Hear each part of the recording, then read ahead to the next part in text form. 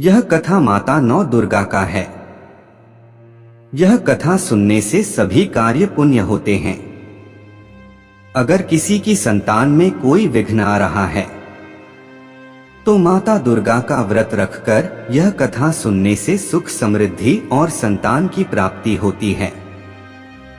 नमस्कार दोस्तों, वीडियो को लास्ट तक देखें, आपके लिए बहुत ज्ञानवर्धक कथा है। वीडियो को लाइक और चैनल को सब्सक्राइब जरूर करें। चलते हैं वीडियो की ओर। बृहस्पति जी बोले, हे ब्रह्मा जी, आप अत्यंत बुद्धिमान, सर्वशास्त्र और चारों वेदों को जानने वालों में श्रेष्ठ हो। हे प्रभु, कृपा कर मेरा वचन सुनो। चैत्र, आश्विन, माघ और आषाढ़ मास के शुक्ल पक्ष में नवरात्र का व्रत और उत्सव क्यों किया जाता है? हे भगवान, इस व्रत का फल क्या है? किस प्रकार करना उचित है?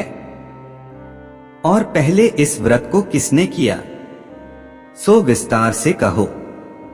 बृहस्पति जी का ऐसा प्रश्न सुनकर ब्रह्मा जी कहने लगे, हे बृहस्पति, प्राणियों का हित करने की इच्छा से तुमने बहुत ही अच्छा प्रश्न किया है। जो मनुष्य मनोरथ पूर्ण करने वाली दुर्गा, महादेवी, सूर्य और नारायण को ध्यान करते हैं, वे मनुष्य धन्य हैं। यह नवरात्र व्रत संपूर्ण कामनाओं को पूर्ण करने वाला है।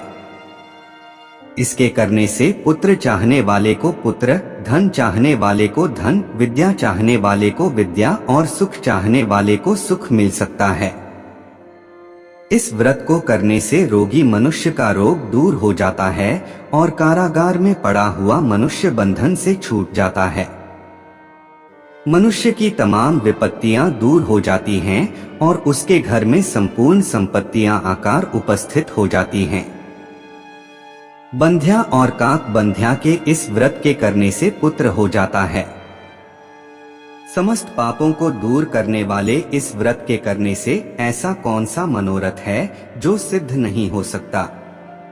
मनुष्य न जाने कितने मनोरथों को चिंतन करता है, पर होता वही है जो भाग्य में विधाता ने लिखा है। जो जैसा करता है उसको फल भी उस कर्म के अनुसार ही मिलता है, क्योंकि कर्म करना मनुष्य के अधीन है, पर फल देव के अधीन है।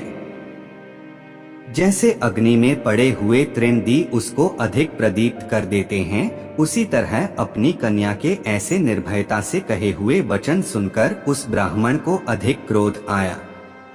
तब उसने अपनी कन्या का एक कुष्ठी के साथ विवाह कर दिया और अत्यंत क्रुद्ध होकर पुत्री से कहने लगा कि जाओ जाओ, जल्दी जाओ, अपने कर्म का फल भोगो। देखें केवल भाग्य भरोसे पर रहकर क्या करती है। प्रकार से कहे हुए पिता के कटु वचनों को सुनकर सुमति अपने मन में विचार करने लगी कि अहो, मेरा बड़ा दुर्भाग्य है जिससे मुझे ऐसा पति मिला। इस तरह अपने दुख का विचार करती हुई वह सुमति अपने पति के साथ वन चली गई और भयानक वन में कुशायुक्त उस स्थान पर उन्होंने वह रात बड़े कष्ट से व्यतीत की। उस गरीब बालिका की ऐसी दशा देखकर भगवती पूर्व पुण्य के प्रभाव से प्रकट होकर सुमति से कहने लगी कि हे ब्राह्मणी, मैं तुम पर प्रसन्न हूँ, तुम जो चाहो वरदान मांग सकती हो। मैं प्रसन्न होने पर मनोवांछित फल देने वाली हूँ।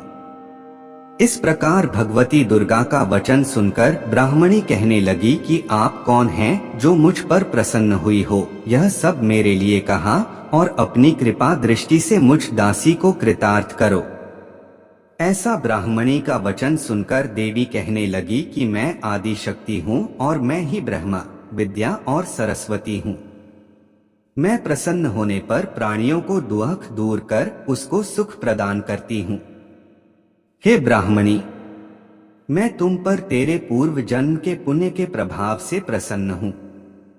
तुम्हारे पूर्व जन्म का वृत्तांत सुनाती हूँ, सुनो।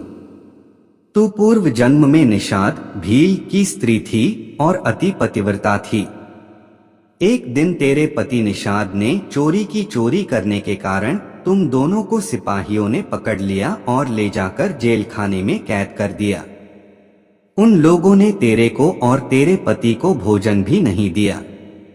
इस प्रकार नवरात्र के दिनों में तुमने न तो कुछ खाया और न जल ही पिया, इसलिए 9 दिन तक नवरात्र का व्रत हो गया। हे ब्राह्मणी, उन दिनों में जो व्रत हुआ उस व्रत के प्रभाव से प्रसन्न होकर तुम्हें मनोवांछित वस्तु दे रही हूँ, तुम्हारी जो इच्छा हो सो मांगो। इस प्रकार दुर्गा के कहे वचन सुनकर ब्राह्मणी बोली कि अगर आप मुझ पर प्रसन्न हैं तो हे दुर्गे, आपको प्रणाम करती हूँ। कृपा करके मरे पति के कोढ़ को दूर करो। देवी कहने लगी कि उन दिनों में जो तुमने व्रत किया था उस व्रत के एक दिन का पुण्य अपने पति का कोढ़ दूर होने के लिए अर्पण करो। मेरे प्रभाव से तेरा पति कोढ़ से रहित और सोने के समान शरीर वाला हो जाएगा।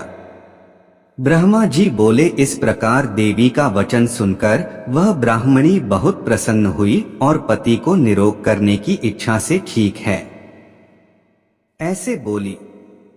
तब तक उसके पति का शरीर भगवती दुर्गा की कृपा से कुष्ठहीन होकर अति कांतियुक्त हो गया, जिसकी कांति बहुत चमत्कारी थी।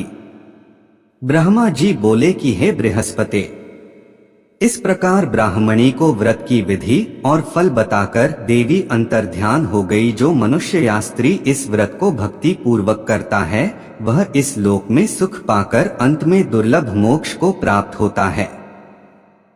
हे बृहस्पति, यह दुर्लभ व्रत का महात्म्य मैंने तुम्हारे लिए बतलाया है।